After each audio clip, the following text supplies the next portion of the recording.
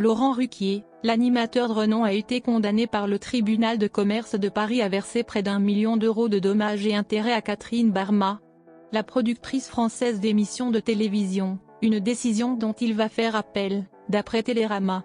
Le divorce est consommé entre Laurent Ruquier et Catherine Barma qui a produit durant 14 ans On n'est pas couché, l'ex-émission de Laurent Ruquier, fondée en 2006 et diffusée jusqu'en 2020 sur la 2. Et d'autres émissions avec le présentateur On a tout essayé, on ne demande qu'à en rire. Les deux partenaires, qui ont formé un duo en vue à la télévision durant 20 ans, s'étaient quittés avec fracas. Le présentateur avait décidé de cesser On n'est pas couché et fait appel à un autre producteur, Philippe Thuillier, pour créer une émission lancée en septembre sur France 2, On est en direct. Laurent Ruquier a été condamné à verser 780 340 € à Catherine Barma pour compenser la perte de marge subie par l'entreprise de production du fait de l'insuffisance du préavis de rupture et 219 375 € en indemnisation des licenciements économiques causés par la brutalité de la rupture, d'après le jugement de lundi.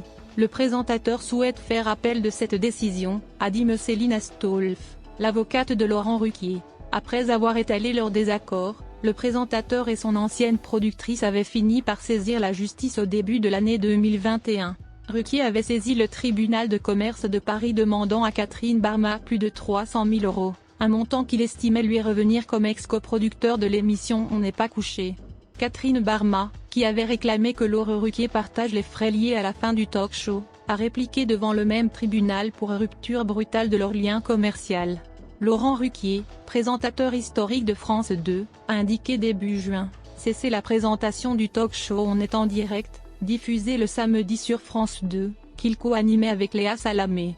Je confirme que demain soir, ce sera ma dernière émission du samedi soir après 17 saisons passées ensemble depuis On n'est pas couché jusqu'à On est en direct, avait-il noté en juin sur Twitter.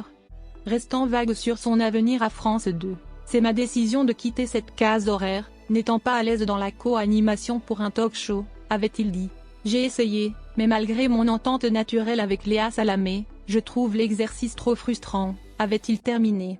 L'occasion de revenir sur le parcours de Laurent Ruquier. Il est né en février 1963 au Havre. Dès le lycée, l'adolescent se fait remarquer de ses camarades par les satires qu'il publie dans le journal de l'école. Il fait ses débuts à la radio en 1983 dans plusieurs radios locales. En 1987, Jacques Maillot lui permet de réaliser sa première expérience à la télévision dans Paris Kiosque, sur la 3. En 1989, après un passage dans l'émission La Classe sur France 3, il devient chroniqueur aux côtés de Jacques Martin dans Un siphon, sur France 2. Laurent Ruquier lance Tout le monde en parle en 1999. Entre 2000 et 2007, il présente l'émission On a tout essayé qui rencontre le succès sur France 2, puis à partir de 2006, On n'est pas couché. À partir de 1999, il devient animateur radio sur Europe 1 et présente On va se gêner. Puis en 2014, il rejoint RTL pour reprendre Les grosses têtes.